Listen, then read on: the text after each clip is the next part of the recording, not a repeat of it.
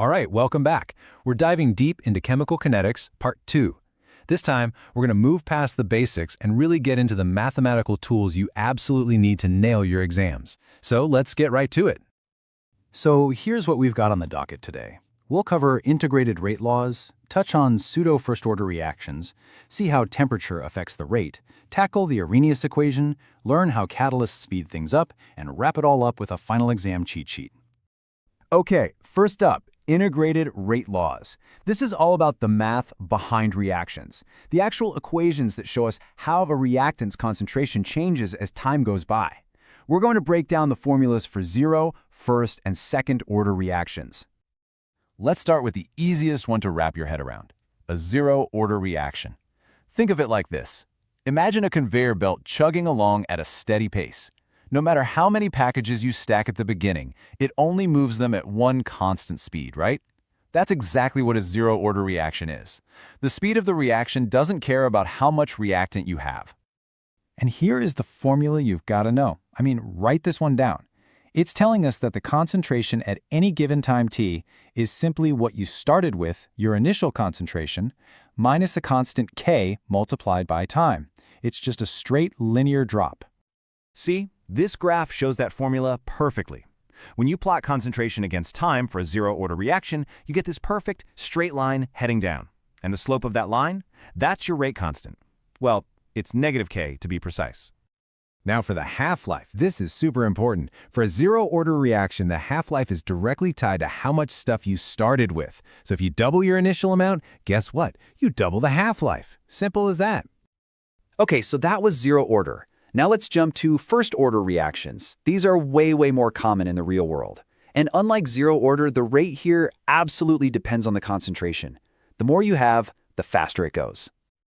Okay, pay attention here, because this is one of the biggest formulas in the entire chapter. You're going to see this on your exam for sure. It's the equation that connects your rate constant k with the time and the logarithm of how much your concentration has changed. Now check out the graph. This is the key graphical test.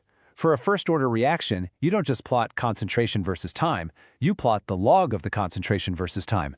And when you do that, boom, you get a perfect straight line. That's how you know it's first order. This right here is a classic exam question, so listen up.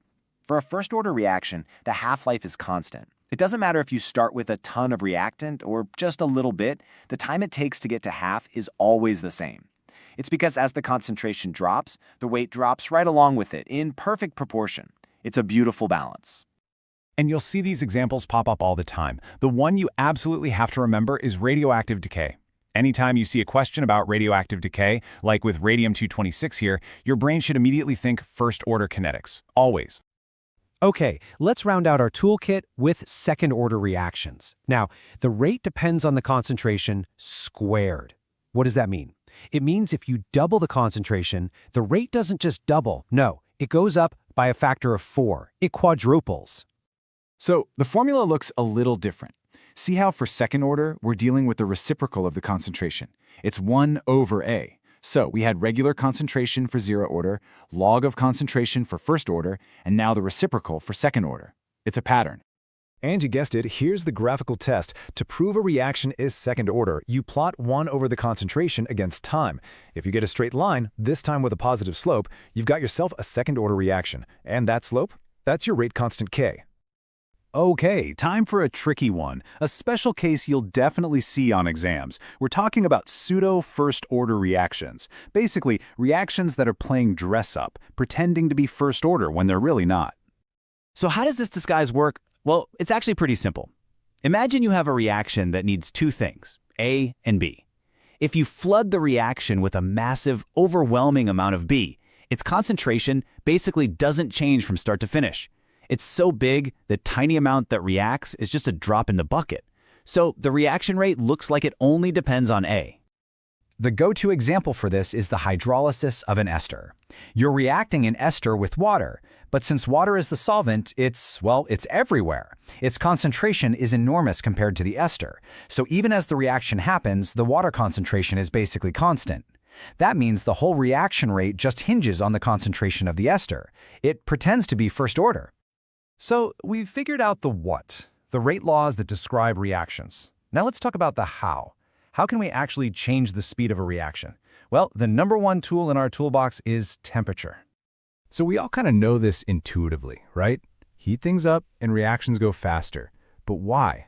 Why is it that just a small 10-degree jump in temperature can literally double the reaction rate? It's not as simple as just molecules moving faster. There's more to it. And the answer is something called collision theory. It says that for a reaction to actually happen, it's not enough for molecules to just bump into each other. Two things have to be perfect. One, they have to hit each other in the exact right orientation, kind of like a key fitting into a lock. And two, they have to collide with enough energy. That minimum energy has a name: activation energy. The best way to picture activation energy, or EA, is to think of it as a big hill. The reactants are at the bottom on one side, and the products they want to become are on the other. To make it happen, they have to get over that hill. And what does heating them up do? It gives more of those molecules the oomph they need to make the climb. So we have this idea of an energy hill. But how do we put numbers to it? How do we precisely calculate how much faster a reaction gets with temperature? For that, we need the famous Arrhenius equation. Here it is. It looks a bit intimidating, but it's incredibly powerful. It directly connects the rate constant, K, with the activation energy, EA, and the temperature, T. That A factor out front? You can think of that as representing all the collision stuff, how often they hit, and if they're oriented the right way. Now that last form is cool, but this version, the logarithmic form, this is the one you're really going to use in the lab and on exams. Why? Because if you look closely, it's just the equation of a straight line, y equals mx plus c, and that makes things so much easier. So think about what this lets us do. We can run a reaction at a few different temperatures, measure the rate constant K each time, and then plot the log of K on the y-axis against 1 over the temperature on the x-axis. We get a straight line, and the slope of that line, that tells us the activation energy. It's an incredibly clever way to measure that energy hill. But what if you can't just crank up the heat? Maybe your product is sensitive and would break down, or maybe it's just too expensive to run that hot. Well, luckily, we have another trick up our sleeve: using a catalyst.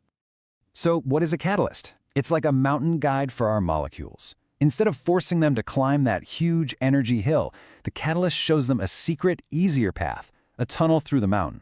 The amazing part is, the catalyst itself doesn't get used up. It just shows the way and is ready for the next group of molecules. And this diagram shows it all perfectly. Look at that tall peak. That's the tough climb without a catalyst. Now look at the lower peak. That's the shortcut, the easier path the catalyst provides. By literally lowering the activation energy hill, way more molecules can make it to the other side, and they can do it much, much faster. Okay, here are the absolute must-know facts about catalysts for your exam. 1. It lowers the activation energy. 2. And this is huge, it does not change where you start or where you finish. The overall energy of the reaction is the same. 3. It doesn't change the final equilibrium, it just helps you get to that equilibrium point faster. And 4, it's not consumed in the reaction. All right, let's bring it all together. Here is your ultimate cheat sheet. Everything we've covered, organized for your final exam review. This table is pure gold. It's got the integrated rate law and the half-life formula for all 3 orders all in one place. Seriously, pause here, take a screenshot, write this down, do whatever you need to do to burn this into your brain. This is such a critical concept to see visually. Look at the left. For 0 order, the half-life changes. It depends on how much you start with. Now look at the right. For first order, it's always the same. That half-life is a constant, rock-solid value. Understanding this difference is key. So, to wrap it all up, here are the absolute key takeaways. You need to know how to figure out reaction order from data or graphs. Remember that first-order half-life is special because it's constant.